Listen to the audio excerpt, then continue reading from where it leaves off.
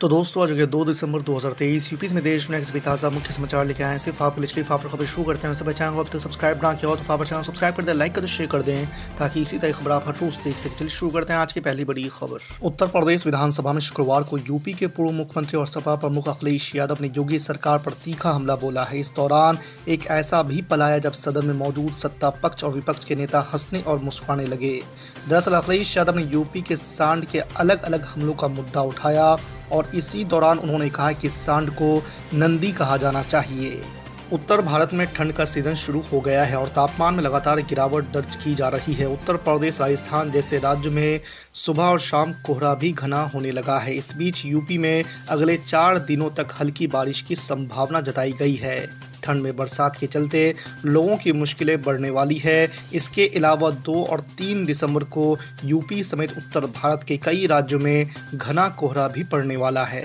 Congress party के पूर्व अध्यक्ष और सांसद राहुल गांधी ने एक कार्यक्रम के दौरान कहा है कि वो लेखकों की तरह बनना चाहते हैं और सच को उसी रूप में रखना चाहते हैं, लेकिन इस रास्ते में बहुत सारी दिक्कतें आती है। राहुल गांधी ने कहा है कि सच बोलना आसान नहीं है, इससे कई तरह की समस्या पैदा हो जाती है। सुप्रीम कोर्ट ने केंद्र सरकार द्वारा सीमा सुरक्षा बल के अधिकार क्षेत्र को बढ़ाए जाने के फैसले को सही ठहराया है। कोर्ट ने कहा है कि बीएसएफ का अधिकार क्षेत्र बढ़ाए जाने के फैसले से पंजाब पुलिस की शक्तियों पर अतिक्रमण नहीं हुआ है। पंजाब पुलिस से जांच का अधिकार नहीं छीना गया है।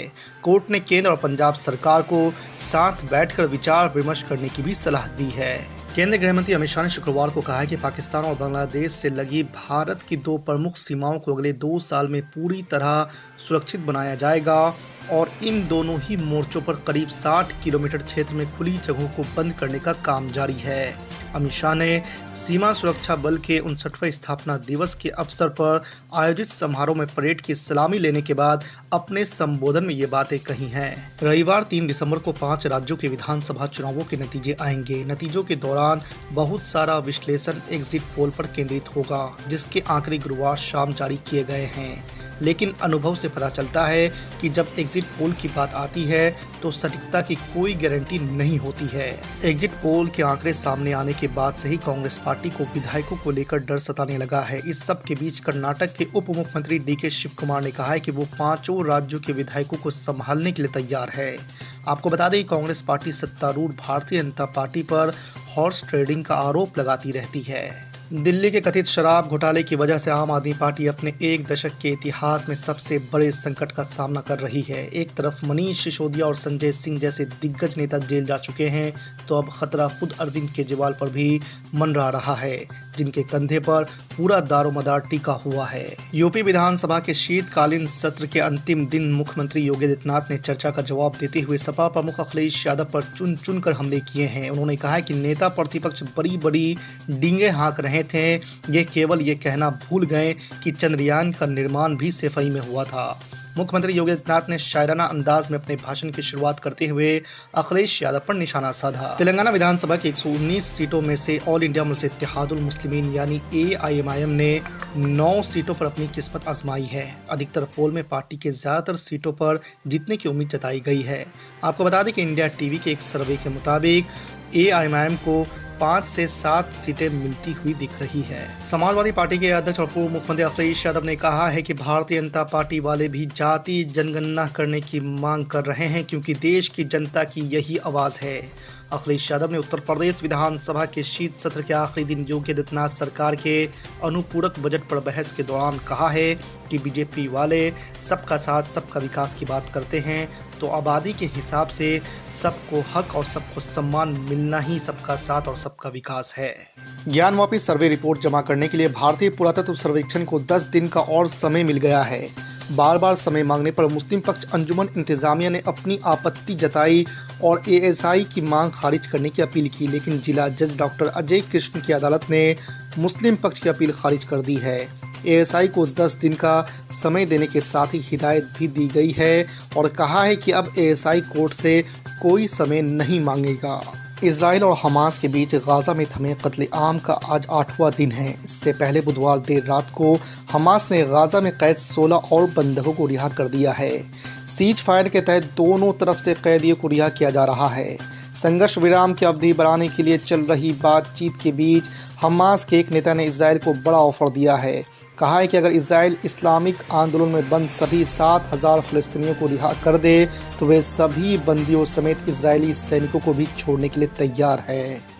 वंदे भारत एक्सप्रेस ट्रेनों ने भारतीय रेलवे की दिशा और दशा बदल कर रख दी है। अब तक लगभग सभी राज्यों को उसकी वंदे भारत ट्रेन मिल चुकी है।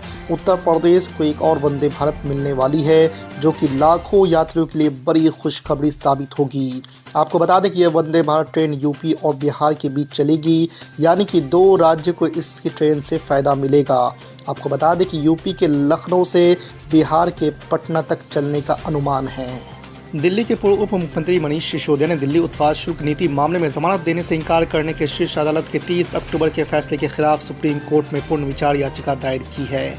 आपको बता दें कि मनीष सिसोदिया ने दलील दी है कि सीबीआई और ईडी द्वारा सौंपे गए दस्तावेजों के आधार पर उनके खिलाफ कोई केस नहीं बनता है। आपको बता दें कि सिसोदिया पर शराब डीलरों को फायदा पहुंचाने के लिए दिल्ली की आबकारी नीति में बदलाव करने का आरोप है। 2024 के लोकसभा चुनाव से पहले समाजवादी नेता रामविलास पासवान के राजनीतिक उत्तराधिकारी की लड़ाई तीखी और मजेदार होती जा रही है।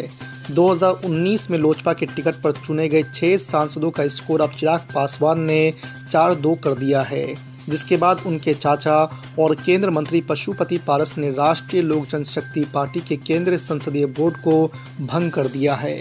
अलग अलग एग्जिट पोल में मध्य प्रदेश में कांग्रेस और भाजपा के बीच कांटे की टक्कर बताई जा रही है। एग्जिट पोल के आंकड़ों से मुख्यमंत्री शिवराज सिंह चौहान काफी खुश नजर आ रहे हैं। उन्होंने कहा कि मैंने पहले ही कहा था कि मध्य प्रदेश में कोई कांटे की टक्कर नहीं है, बीजेपी भारी बहुमत से जीतेगी।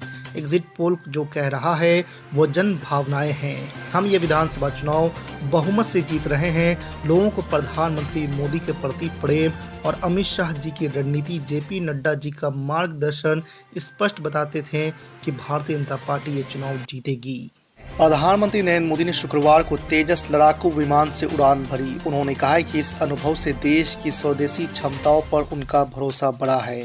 प्रधानमंत्री नरेंद्र मोदी ने एक्स पर कहा कि ये अनुभव बहुत ही कमाल का था, जिससे हमारे देश की स्वदेशी क्षमताओं के प्रति मेरा विश्वास और भी बढ़ गया है। हमारी राष्ट्रीय क्षमता के बारे में मुझ में नए सिरे से गर्व और आशावाद की भावना पैदा हुई है। आपको बता दें कि अमेरिका समेत कई देशों ने हल्के लड़ाकू विमान तेजस को खरीदने में रुचि दिखाई है। पैसे के बदले सवाल मामले में फंसी तृणमूल कांग्रेस सांसद महुआ मोइत्रा की मुश्किलें बढ़ गई है। उन पर लगे आरोपों की जांच अब सीबीआई ने शुरू कर दी है। इस विवाद में सीबीआई ने लोकपाल के निर्देश पर तृणमूल कांग्रेस सांसद के खिलाफ जांच शुरू की है। टीएमसी सांसद के खिलाफ सीबीआई शुरुआती जांच करेगी। केंद्रीय जांच एजेंसी अपनी जांच के नतीजे के आधार पर यह तय करेगी कि सांसद के खिलाफ आपराधिक मामला दर्ज किया जाए